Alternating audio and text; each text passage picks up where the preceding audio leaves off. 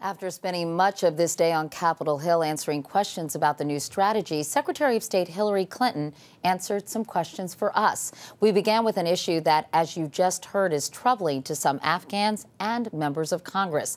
Why start withdrawing U.S. troops just 18 months after the surge begins? Well, I think there's been considerable misunderstanding about what the president said and what he meant.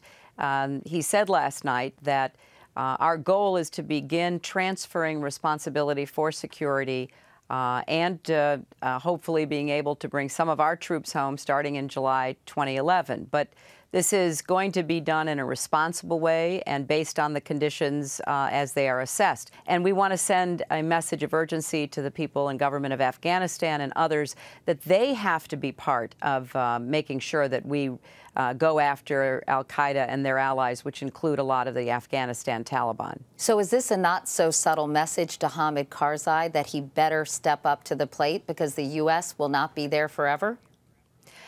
Well, I think that this is a very clear message to President Karzai and to the rest of the Afghan leadership. What has gone before hasn't been as effective as it needed to be, and we want to have the Afghan attention focused in a way that will produce results. Senator McCain told me last night that if U.S. troops leave Afghanistan, President Karzai will be leaving shortly thereafter or find himself probably assassinated.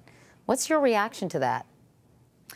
Well, it's a tough neighborhood they live in. President Karzai, who was one of the real stalwart heroes of the struggle against the Soviet Union and against the Taliban. And I think this is a new window of opportunity that he's ready to open in order to demonstrate leadership. You made news recently when you called out the Pakistani government for not being more aggressive against al-Qaeda in that country. How can the U.S. put pressure on the Pakistani government to go after senior leaders of al-Qaeda who have reportedly found refuge there?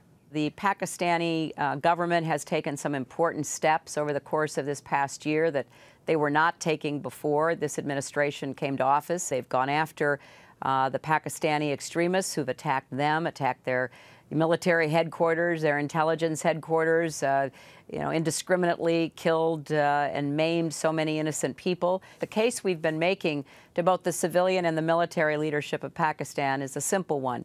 There is no good terrorist. There is no terrorist that you can count on not to turn against you. The price tag for sending these additional troops, $30 billion for the first year.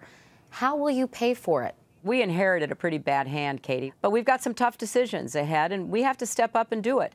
You know, it breaks my heart. I know that when my husband left office, we had a balanced budget and a surplus, and now to look where we are, given everything that we've had to deal with, it's not an easy position to be in. But I have a lot of confidence that we are taking on these problems. We're not hiding from them, and we're going to handle them. We're Americans. We have to deal with both our economic security challenges and our national security challenges. Secretary of State Hillary Clinton, thank you so much.